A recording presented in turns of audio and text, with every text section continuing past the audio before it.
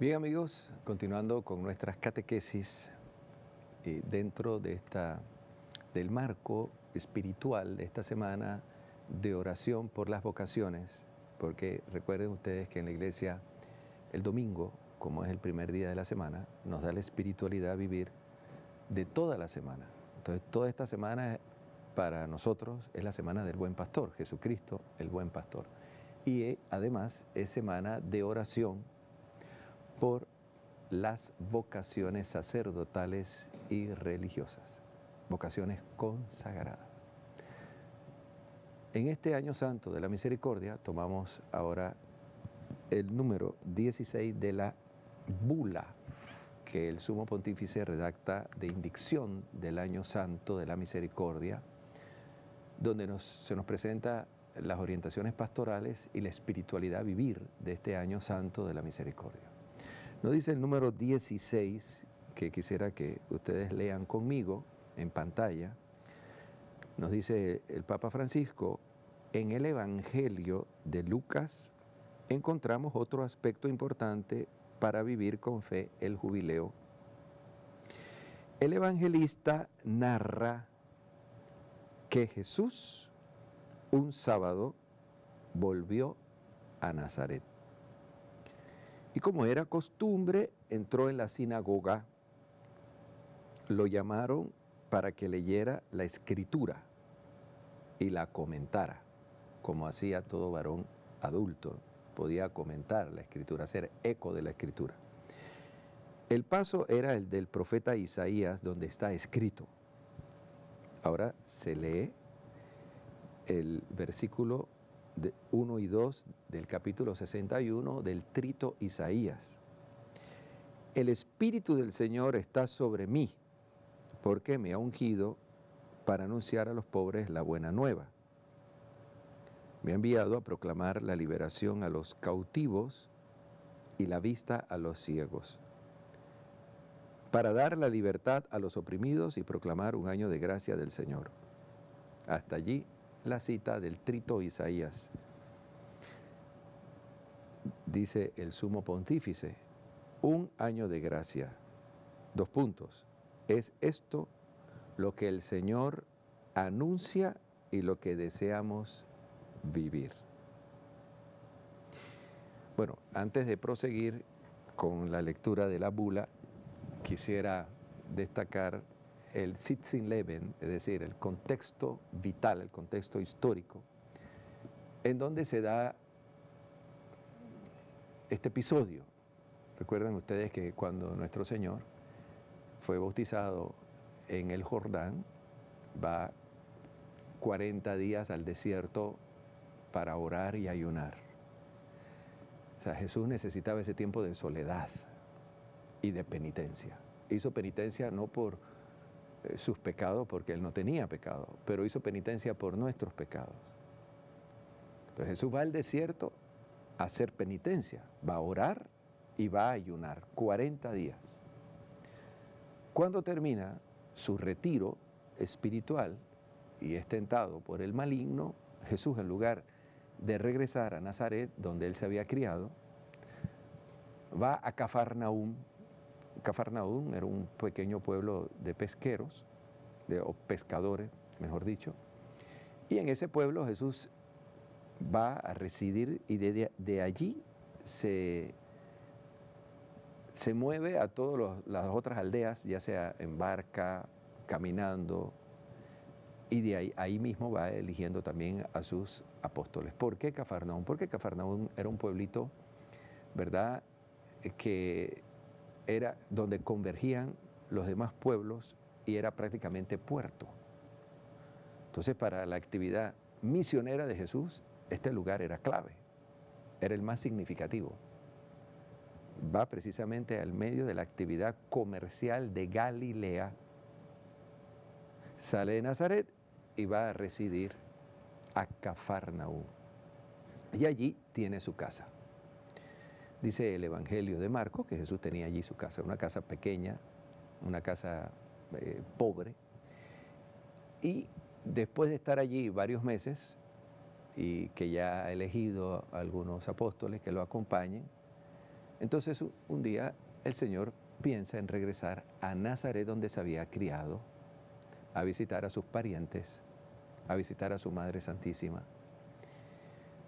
Y estando en Nazaret, entonces va a la sinagoga, donde él habitualmente acudía desde pequeño. Recuerden que las familias judías todos los sábados acudían a las sinagogas. Entonces Jesús, pequeñín, acudía a la sinagoga en compañía de San José, de la Santísima Virgen María, y se sentaba ahí en el banco a escuchar la palabra de Dios, a cantar, a rezar, a orar. Fíjense qué humildad nos da Jesús. Imagínense nuestro Señor Jesucristo sentado allí a la edad de los 25, 26, 27, 28 años, escuchando todos los comentarios que hacían los judíos adultos y los rabinos sobre la palabra de Dios, y él en silencio escuchando todo. Al igual San José y la Santísima Virgen María, sabiendo San José y la Virgen que tenían al Mesías en su casa. 30 años en esta situación.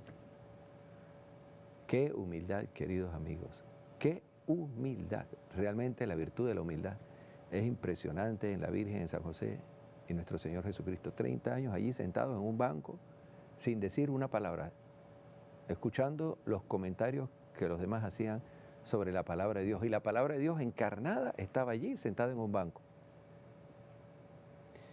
Después que Jesús va a Cafarnaúm, después de varios meses estando en Cafarnaúm, regresa a Nazaret y se encuentra con esa gente, con sus paisanos, y se encuentra también con sus amigos que él conocía de la sinagoga, la misma sinagoga de Nazaret, donde él asistía. Entonces ya de 30 años le dan a él el volumen del profeta Isaías, del trito Isaías, porque el libro de Isaías está dividido en 3 profetas que vivieron épocas distintas, pero tienen como marco teológico la predicación del primer Isaías, que ejerce su ministerio antes de la destrucción de Jerusalén, antes del exilio en Babilonia. Entonces, está allí nuestro Señor, le toca leer la lectura del profeta Isaías, el trito Isaías, ya se proclamó la lectura de la ley, porque ese era el oficio sinagogal. Primero se proclamaba la lectura de la ley, luego venía un salmo responsorial y luego venía un comentario que hacía el varón adulto, pero desde el libro profético que hacía. En este caso, le dan a nuestro Señor el trito Isaías y él busca este pasaje. Recuerden que en ese tiempo no había imprenta, por consiguiente no le dieron a Jesús un libro, sino un rollo que el Señor, ¿verdad?, desenrolla, y entonces él busca este texto, porque este texto es su carta de recomendación. Estas son sus credenciales. Esta es su identidad. Esto es lo que va a decirle a sus coterráneos, y lo que va a decir a sus paisanos. ¿Quién es él? Jesús rompe el silencio. Entonces lee el texto del profeta Isaías, capítulo 61. El Espíritu del Señor está sobre mí porque me ha ungido para anunciar a los pobres la buena nueva. Fíjense la credencial de Jesús. Se identifica ante todo con la evangelización, proclamar la buena nueva. Y de una manera concreta, este anuncio comienza con los pobres. Porque Jesús se hace pobre, vive entre los pobres, camina con los pobres, y entonces anuncia a los pobres la llegada del reino de Dios, la buena nueva, como dice el profeta Isaías. Me ha enviado a proclamar la liberación a los cautivos, la vista a los ciegos, dar la libertad a los oprimidos y proclamar un año de gracia del Señor. Ese año de gracia del Señor hace referencia al año sabático y al año jubilar. En el Levítico encontramos nosotros, ¿verdad?, unas indicaciones en la Sagrada Escritura del año sabático. ¿Qué es esto del año sabático? El pueblo de Israel tenía un día en que descansaban, que Dios mismo lo había determinado, que es el sábado, día de descanso. Pues así como se debía descansar un día a la semana, cada 6 años se debía descansar un año entero. El año sabático era el año de descanso, es decir, un año en que se dejaba reposar la tierra para que la tierra siguiera siendo fértil, y eso venía de un mandato divino. 7 veces año sabático, entonces venía a los 50 años el gran año santo, el año jubilar, donde se abrían las cárceles, donde se restituía la tierra al que la había perdido o a quienes se la había expropiado, el año de reconciliación, era el año de gracia. Ahora, fíjense ustedes que cuando nuestro Señor comienza su ministerio público, busca ese texto, no solamente para anunciar que en Él se cumplen las profecías, que Él es el Mesías, que Él ha venido a dar la libertad a los esclavos, que Él ha venido a anunciar la buena nueva a los pobres, que Él ha venido a restituir la vista a quienes la han perdido, a curar a los enfermos, sino también a inaugurar el año jubilar, el año santo. Quizás de todo lo que dijo Jesús en este momento, lo que más chocó fue eso, porque la celebración de ese año santo jubilar había caído en desuso. Es más, históricamente no hay pruebas de que el año santo los judíos lo celebraran ritualmente cada 50 años. Probablemente lo hicieron 2 o 3 veces y se detuvo, sobre todo por esta situación de exilio que vivió Israel, ¿verdad?, en Babilonia, y luego bajo la hegemonía de los griegos, los seleucidas y luego los romanos, imposible vivir ese año de gracia. Entonces, cuando el Señor anuncia, esto que ustedes acaban de escuchar se cumple hoy en mí, eso tuvo que ser una verdadera revolución. Entonces algunos estaban admirados por lo que decían, porque lo conocían, sabían de sus virtudes, sabían quiénes era él, pero a otros le incomodaba. ¿Cómo es que este hombre, que viene aquí a la sinagoga, que está siempre con nosotros, cuya madre conocemos, cuyo padre conocemos, ahora dice que es el Mesías y que comienza el año santo, el año jubilar? Entonces eso incomoda. Sin embargo, para ti y para mí, los cristianos, sabemos que eso era cierto. Comienza el año santo. Pero ese año santo y ese año de gracia, en términos generales, queridos amigos, no ha terminado y no terminará hasta la segunda venida de nuestro Señor Jesucristo. Yo puedo decir que nosotros en la iglesia estamos en un año santo desde que nuestro Señor Jesucristo muere en la cruz y resucita. Un gran año santo porque es un tiempo de gracia, porque el Señor está con nosotros, porque su misericordia nos está acompañando siempre. Pero para entender que estamos en un año santo, ¿verdad?, todo con mayúscula, la providencia nos da algunos años particulares para profundizar ese tiempo de bendición en que la humanidad vive. Es parte del significado que tienen los años santos en la historia de la Iglesia Católica desde el año 1300, cuando un papa proclama el primer año santo para que tomemos conciencia de este tiempo de gracia que estamos viviendo. ¿Por qué un tiempo de gracia? Porque Dios es amor, porque Dios está con nosotros, porque Dios nos ama, porque Dios tiene un plan maravilloso para cada uno de sus hijos. A pesar de nuestras miserias y nuestros pecados, Dios nunca aparta su amor de nosotros. El año santo tiene como meta, como fin, hacer un alto y darnos cuenta que Dios está pasando por delante de nosotros para presentarnos una opción de vida en orden a nuestra salvación. Porque recuerden ustedes que los objetivos de los años santos es esto, está en función de la salvación de las almas, y por eso una puerta santa, por eso las indulgencias plenarias, por eso la peregrinación, por eso las obras de misericordia, por eso las acciones de evangelización, los encuentros ecuménicos, los encuentros interreligiosos. Año de gracia, año de misericordia. Y yo me hago la pregunta, queridos amigos, de lo que va del año santo de la misericordia que inicia el 8 de diciembre del 2015 a la fecha. ¿Cómo has vivido tú este año santo? ¿Cómo has vivido tú este año de misericordia? ¿Qué significa para ti este año de bendición? Porque es un año de bendición, es un año de gracias especiales. El atravesar una puerta es un signo que nos recuerda de que Jesucristo no solo es el pastor, sino que también Él es la puerta. Para adquirir la vida eterna tenemos que ir a su persona, camino, verdad y vida.